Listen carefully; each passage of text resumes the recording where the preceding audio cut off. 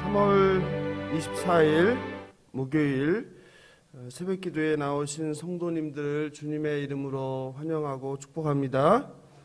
현장에서 또 가정에서 영상으로 함께하는 모든 성도님께 하나님께서 오늘 이 시간 생명의 말씀으로 오늘을 살아갈 새 힘과 능력 주시길 간구합니다. 이 시간 찬송가 144장 예수 나를 위하여 함께 찬송하며 새벽 기도회를 시작하겠습니다. 144장입니다.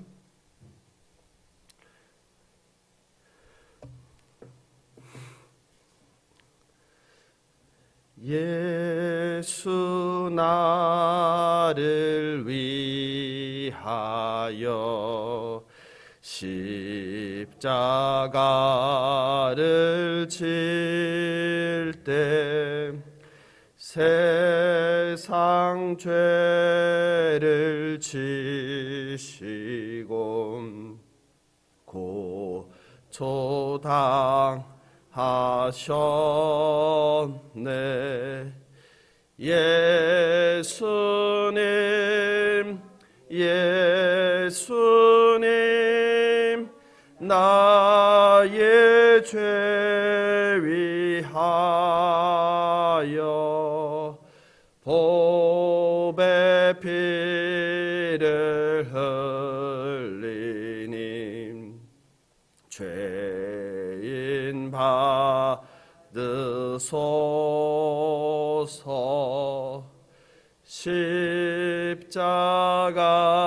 십자가를 지심은 무슨 죄가 있나. 저 무지한 사람들 메시아 죽였네. 예수님 예수님 나의 죄 위하여 보배 피를 흘리니 죄인 받으소서. 피와 같이 붉은 죄 없는 이가 없네. 십자가의 공로로 눈과 같이 되네. 예수님 예수님 나의 죄 위하여 보배 피를 흘리니 죄인 받으소서.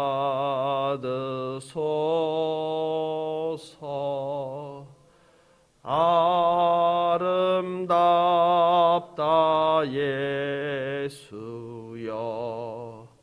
나의 좋은 친구. 예수 공로 아니면 영원 형벌 받네.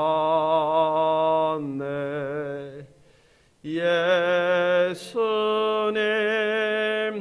예수님 나의 죄 위하여 보배 피를 흘리니 죄인 받으소서.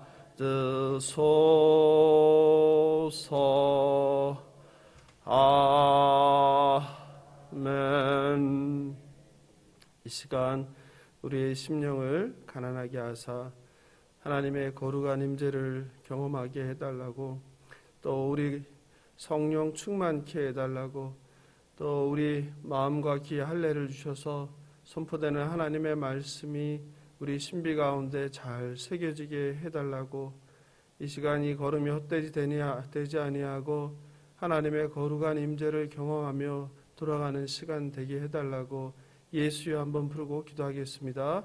예수여. 하나님 감사합니다. 아버지, 오늘도 이 새벽에 저희들을 잠들지 아니하고 깨워서 하루의 첫 시작을 하나님께 올려드리게 하시니 감사합니다. 하나님, 그렇습니다. 저희들은 정말 가능성이 없는 아주 연약한 자에 불과합니다. 하나님께서 인도하지 않으면 결코 선한 길로 갈 수 없는 존재입니다. 하나님, 오늘도 이 시간 일어나서 예배당에 나와서 하나님을 찾고 부르게 하시는 건강과 상황을 허락하여 주심을 감사합니다. 하나님, 오늘 드리는 이 새벽 기도의 시간을 통해서 우리에게 꼭 필요한 생명의 말씀을 주시옵소서. 말씀을 깨달아 알 수 있도록 우리를 인도하여 주시옵소서. 하나님, 많은 기도 제목들을 가지고 나온 주의 백성들을 불쌍히 여기사 그들의 간구를 들어주시고 그들의 간구를 하나님의 때에 하나님의 합당한 방법으로 응답하여 주시옵소서. 오늘도 말씀하여 주시옵소서. 우리가 듣겠나이다. 감사하며 생명 되신 예수님의 이름으로 기도합니다. 아멘. 오늘 특별히 우리 새로운 분이 한 분이 오늘 오셨어요. 참 감사합니다. 분위기가 확 또 달라졌어요. 우리 권사님이 수술 받으러 들어가셔서 빈 자리를 또 우리 정집사님에게 채워주시니까 하나님께 참 감사합니다. 미리 연락하시지 그랬어요. 모시러 가면 되는데. 네. 글쎄요. 네, 그래요. 오늘 주실 말씀 함께 보겠습니다. 마태복음 8장 21절 22절입니다. 마태복음 8장 21절 22절 한 절씩 교독하겠습니다. 마태복음 8장 21절 22절. 오늘이 벌써 마태복음 강의 30번째예요. 마태복음 8장 21, 22절 교독하겠습니다. 제자 중에 또 한 사람이 이르되 주여 내가 먼저 가서 내 아버지를 장사하게 허락하옵소서. 함께 읽겠습니다.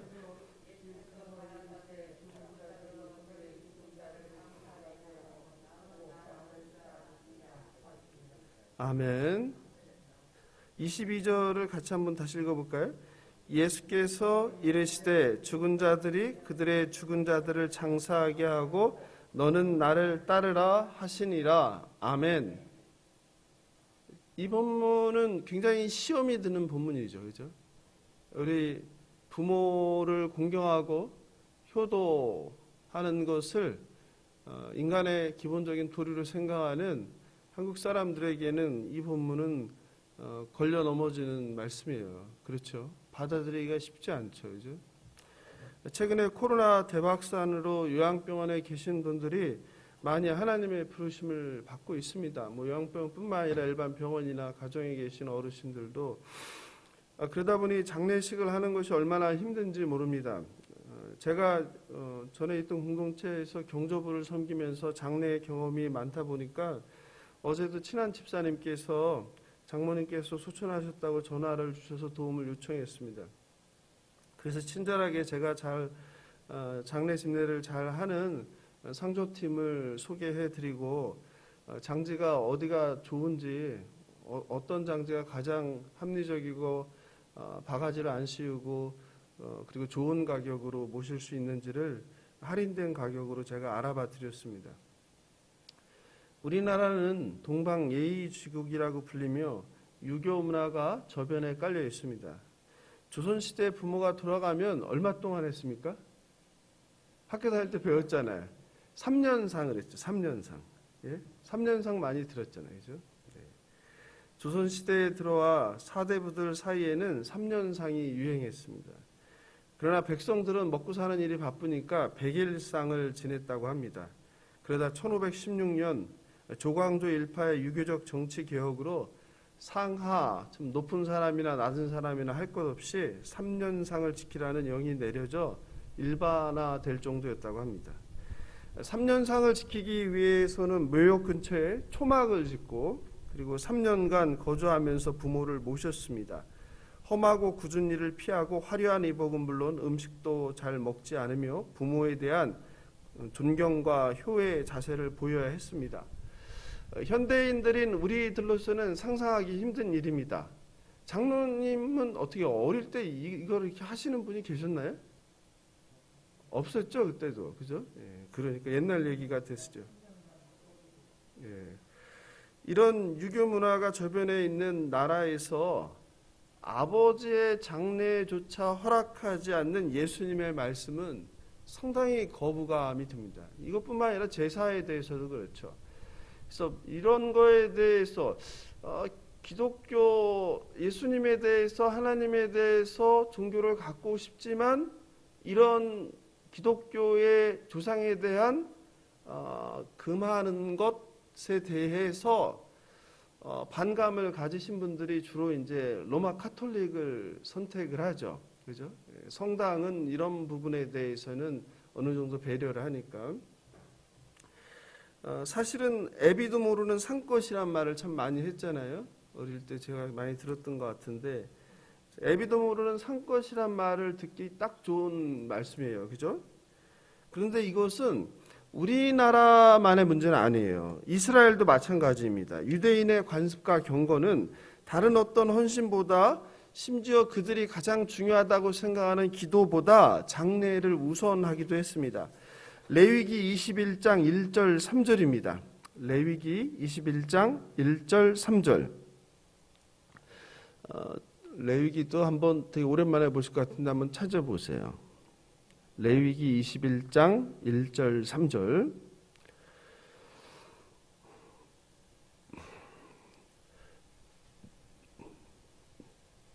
한 절씩 읽어보겠습니다. 여호와께서 모세에게 이르시되 아론의 자손 제사장들에게 말하여 이르라. 그의 백성 중에서 죽은 자를 만짐으로 말미암아 스스로를 더럽히지 말려니와. 그렇죠. 이게 율법으로 되어 있죠. 죽은 자를 만지면 안 돼요. 그래서 누가복음 10장 선한 사마리아인의 비유에서 제사장이 지나친 것이 무엇 때문에 그렇다고 그랬어요? 예배 때문에 그랬다고 했죠. 그죠? 두 번째 절, 그의 살부치인 그의 어머니나 그의 아버지나 그의 아들이나 그의 딸이나 그의 형제나 출가하지 아니한 처녀인 그의 자매로 말미암아서는 몸을 더럽힐 수 있느니라. 무슨 말이에요? 살부치, 피부치들은 어떻게 해야 된다는 거예요? 만져도 된다는 거죠. 예? 그러니까 하나님께서 죽은 시체를 만지면 안 된다고 정결법에서 이렇게 했는데 피부치들은 어떻게 알아? 만져도 된다는 거예요. 이해되시죠? 죽은 자를 만짐으로 더러워지는 것을 엄격하게 율법으로 금지했지만 살부치는 예외로 하고 있습니다. 이런 율법을 볼 때 자식의 도리를, 그것도 내가 자녀로서 돌아가신 부모를 위해 마지막 도리를 다해야 되는데 그것을 금하는 오늘 예수님의 말씀은 정말 이해하기가 힘들죠. 부모의 장례도 못하게 하는 그런 말씀은 상식적으로도 이해가 안 되죠. 저도 늘 이 본문을 읽을 때마다 아버지의 장례식도 못 가게 하는 예수님을 이해할 수 없었습니다. 여러분은 어떻게 생각하시나요? 이해가 잘 되시나요? 내 부모가 돌아가셨는데 장례식도 가지 말아라고 하면은 그거 어떻게 받아들이시겠어요? 물론 오늘 본문 말씀은 그 의미는 우선순위의 문제입니다. 세상의 그 어떤 것도 예수 그리스도를 따르는 것보다 중요할 수 없다는 의미입니다. 그럼에도 불구하고 우리가 그거를 인지적으로는 알지만 인간적으로는 너무했다라는 생각을 하지 않을 수 없어요. 그렇죠? 나를 낳아주고 평생을 길러준 부모인데, 그죠? 제자가 되지 않겠다는 것도 아니죠. 그죠? 장례식만 하고 예수님을 따른다는데 그 며칠, 일주일, 후에 예수를 따른다고 해서 뭐가 달라질 게 있습니까? 없습니까? 없죠. 그죠? 그런데 예수님께서 정말 제자가 아버지 장례하는 것을 막은 것일까요? 한번 생각해 보자고요. 혹시 이 본문에 다른 뜻이 있는 것은 아닐까요? 우리가 예수님의 참 뜻을 오해하고 있는 것은 아닐까요?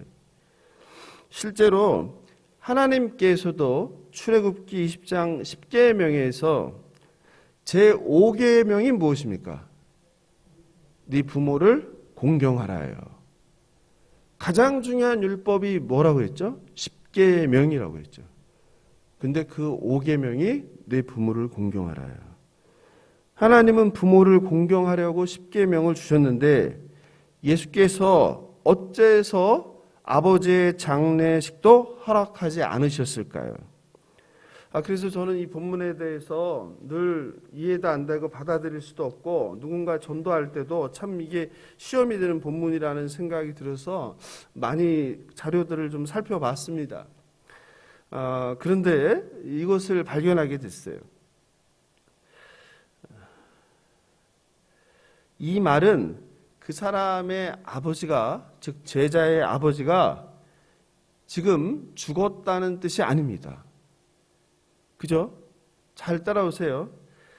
내가 아버지를 장사하게 한다는 말은 비유적인 표현으로 나로 아버지의 유산을 받을 때까지 기다리게 하라는 의미입니다.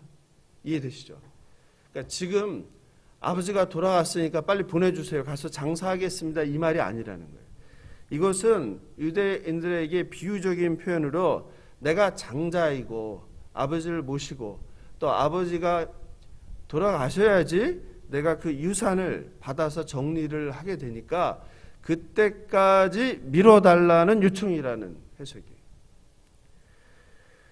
아버지를 매장한다, 장사한다가 매장한다인데요. 매장한다라는 표현은 실제로 지금 죽어서 매장한다는 뜻이 아니라는 거예요. 중동 전문 신학자 K. 베일리가 있는데 그가 이것에 대해서 말합니다. 한번 들어보시죠.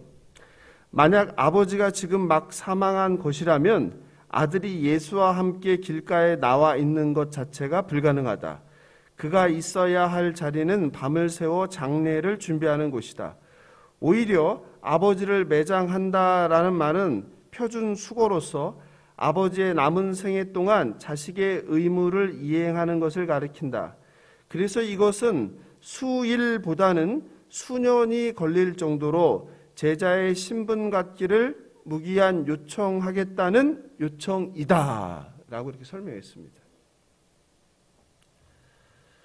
존 메가더 목사도 이것에 대해서 마찬가지로 나로 아버지의 유산을 받을 때까지 기다리게 하라라는 비유적 표현이다 라고 해석했습니다.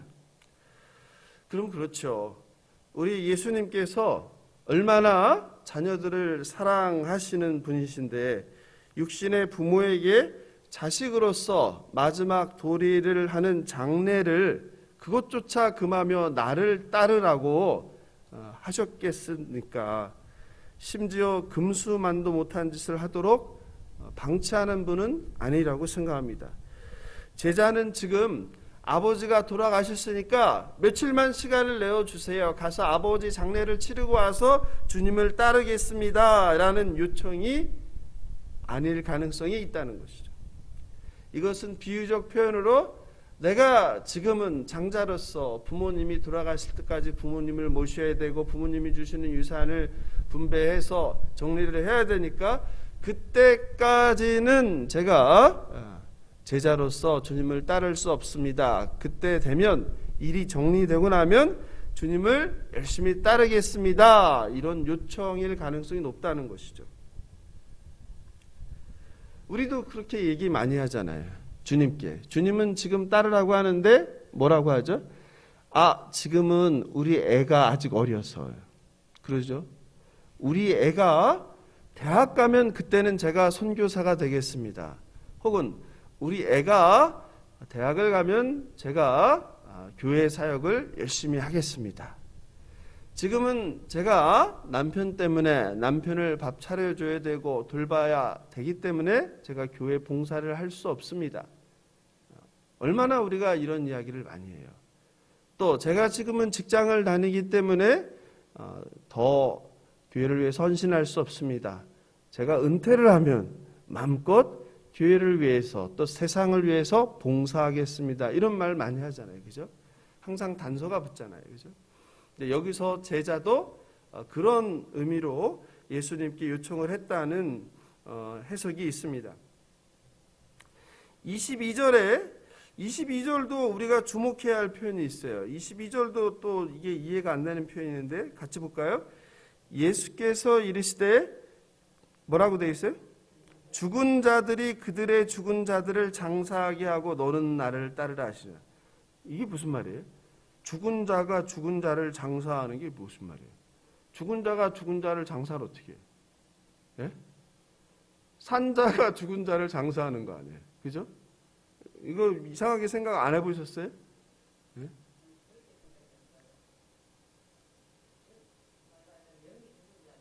아멘. 아멘. 우리 정태혁 집사님 대단하세요. 하나님께서 깨달음의 지혜를 주신 것 같아요. 지난번에도 제가 불의한 청지기의 비유도 말씀하실 때 그랬는데, 예, 맞습니다. 예, 영이 죽은 자를 말해요. 그러니까 여기서 죽은 자라는 것은, 여기서 죽은이라는 것이 네크로스라는 헬라어인데 다르게 해석하면은 이미 죽었다는 뜻이 아니라 죽어가는이로 번역해요. 죽어가는. 사실은 좀 더 올바르게 번역하면 죽어가는 자가 죽은 자를 장사하게 하라 하면은 우리가 좀 더 그런 오해나 그런 이게 뭐지 이런 생각 안 할 텐데 번역이 좀 그런 것 같아요. 죽어가는, 즉 죽어가는 무엇을 의미해요? 우리 정태혁 집사님 말씀대로 영이 죽은 자, 즉 어디에 속한 자예요? 예수를 믿지 않고 세상에 속한 자. 예. 바울도 그러잖아요. 우리가 사망으로 가는 인생이잖아요, 그렇죠? 그러니까 예수를 믿지 않으면 다 사망으로 가는 인생이죠, 그렇죠? 영이 죽은 자. 결국 죽은 자가 죽은 자를 장사하는 것이 아니라 세상에 빠져서 죽어가는 사람들이 죽은 사람을 장사하라는 의미입니다. 이것에 대해서 어떤 학자들은 남아서 자녀로서 부모에게 도리를 다하려고 하는 것을 죽은 자로 표현하는 것은 가혹하지 않나라는 주장을 하는 학자들도 있는데 참 답답한 사람이죠. 예수 그리스도를 믿고 따라서 천국을 누리는 것보다 어찌 그것이 가치 있다고 하겠습니까? 그렇죠? 결국 오늘 본문을 통해서 예수님께서 우리에게 주시는 말씀은 우선순위의 문제예요. 물론 그 제자의 요청 그 요청이 뭐 3일 동안 돌아가신 아버지를 장사하기 위해서 말미를 달라가 아니라 뭐 3년이든 아니면 10년이든 부모님이 돌아가실 때까지 연기해 달라는 요청일지라도 예수님의 의도는 바뀌진 않습니다. 결국 본문을 통해서 주시고자 하는 말씀은 우선순위의 문제이다. 다만 우리가 마치 아버지가 지금 돌아가셔서 장사해야 되는데 그것조차 매몰차게 거절하는 예수님으로 오해하지는 말아야 된다. 이 말씀을 드리고 싶습니다. 가족도 직업도 생계도 다 마찬가지입니다. 그 어떤 것도 예수님을 따르는 것 천국보다 우선할 수 없습니다. 마태복음 4장 22절입니다. 우리가 이미 다 살펴본 거죠? 같이 읽어볼까요? 그들이 곧 배와 아버지를 버려두고 예수를 따르니라. 분명히 나와 있죠. 뭘 버렸어요? 배와 아버지. 배는 뭘 상징한다고 그랬어요? 우리의 생계, 직업이라고 그랬죠. 예수가 부르는 그 순간 직업도 버리고 또 가족도 버리고 따라 나서는 것이 제자의 길입니다. 갈릴리 해변에서 예수님의 부르심에 베드로와 형제 안드레 그리고 세베대의 아들 야고보와 그 형제 요한이 손에 잡고 있던 뭘요? 그물을 어떻게 내려놨어요? 이따가가 아니라 어떻게 해요? 1시간 동안 생각하고가 아니라 어떻게 해요? 즉시 손에 잡은 그물을 내려놓고, 즉 예수님의 부르심의 응답은 어떻게 하는 겁니까? 이렇게 바로 즉시 순종하는 것이죠. 주님 지금은 아닙니다. 1시간 있다가, 하루 있다가, 한 달 있다, 1년 있다가 그날은 오지 않습니다. 늘 부를 때마다 지금은 아니고요, 잠시 후에 하는 것이 우리 인간입니다. 그렇기 때문에 부르심의 순종은 지금 즉시 해야 하는 것입니다. 천국에서 영생을 누리는 사람에게 여전히 예수가 그리스도임을 부인하고 세상에 사는 사람은 죽은 사람, 죽어가는 사람이라는 것은 그러므로 결코 지나친 표현이 아닙니다. 말씀을 마무리합니다. 성도 여러분, 예수님은 아버지의 장례식도 금할 정도로 뭘 이해적이거나 배려심이 전혀 없는 분이 아니십니다. 예수님은 자비와 긍휼이십니다. 고아와 과부, 나그네를 불쌍히 여기시고 나사로의 죽음에 심령의 비통이 여기시고 불쌍히 여기시며 눈물을 흘리셨던 분이십니다. 요한복음 11장 32절 35절을 같이 읽어보겠습니다. 요한복음 11장 32절 35절입니다. 요한복음 11장 32절 35절. 마리아가 예수 계신 곳에 가서 배웠고 그 발 앞에 엎드려 이르되 주께서 여기 계셨더라면 내 오라버니가 죽지 아니하였겠나이다 하더라. 예수께서 그가 우는 것과 또 함께 온 유대인들이 우는 것을 보시고 심령의 비통이 여기시고 불쌍히 여기사 이르시되 그를 어디 두었느냐 이르되 주여 와서 보옵소서 하니 35절 같이 읽겠습니다. 예수께서 눈물을 흘리시더라. 어떻게 했다고요? 예수께서 눈물을 흘리시더라. 나사로의 죽음에 대해서 예수께서 눈물을 흘리셨습니다. 요한복음 11장 35절입니다. 예수님은 저와 여러분을 사랑하십니다. 예수께서 자녀로서 부모에게 할 도리조차 못하며 나를 무조건 따르라고 강권하시는 분이 아니십니다. 몇 년이 걸릴지 몇십 년이 걸릴지도 모르는 부모의 봉양을 걱정하여 하나님 나라의 길에 나서는 것을 망설이는 제자에 대한 권면이십니다. 분명한 것은 세상 그 어떤 보물도 하나님 나라와 바꿀 수 없습니다. 세상 어떤 소중한 사람도, 나의 자식도, 나의 배우자도, 나의 부모도 예수님과 바꿀 수 없습니다. 하나님 나라와 바꿀 수 없습니다. 성도 여러분, 여러분의 삶의 최우선순위는 무엇입니까? 여러분에게 가장 중요한 것은 무엇입니까?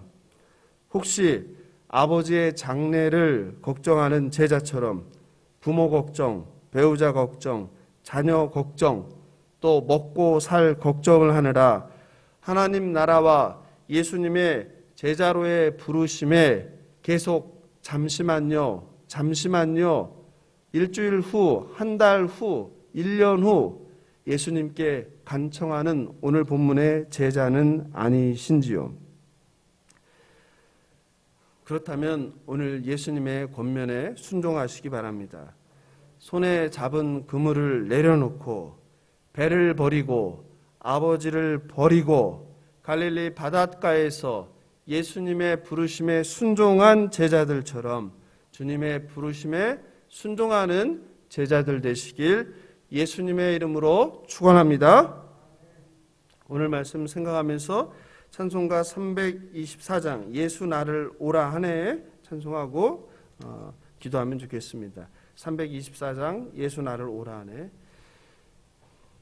324장 예수 나를 오라 하네 예수 나를 오라 하네 어디든지 주를 따라 주와 같이 가려네 주의 인도하심 따라 주의 인도하심 따라 어디든지 주를 따라 주와 같이 같이 가려네. 겟세마네 동산까지 주와 함께 가려 하네. 피땀 흘린 동산까지 주와 함께 가려네. 주의 인도하심 따라 주의 인도하심 따라 어디든지 주를 따라 주와 같이 가려네. 4절 주가 크신 은혜 내려 나를 항상 돌보시고 크신 영광 보여주며 나와 함께 가시네. 주의 인도하심 따라 주의 인도하심 따라 어디든지 주를 따라 주와 같이 가려네. 이 시간 기도할 때에 주님의 부르심에 즉시 순종하여 길을 나서는 제자들 되게 하옵소서. 특별히 수술하신 전 권사님 수술 잘 되게 하심을 감사합니다. 속히 회복될 수 있도록, 그래서 다시 우리가 예배당에서 만날 수 있게 해달라고 기도해 주시면 좋겠고요. 그리고 우리 교회를 위해서, 또 나라 민족을 위해서, 또 우리 공동체의 환우들을 위해서, 그리고 각자의 기도 제목 가지고 예수여 한번 부르고 기도하겠습니다. 예수여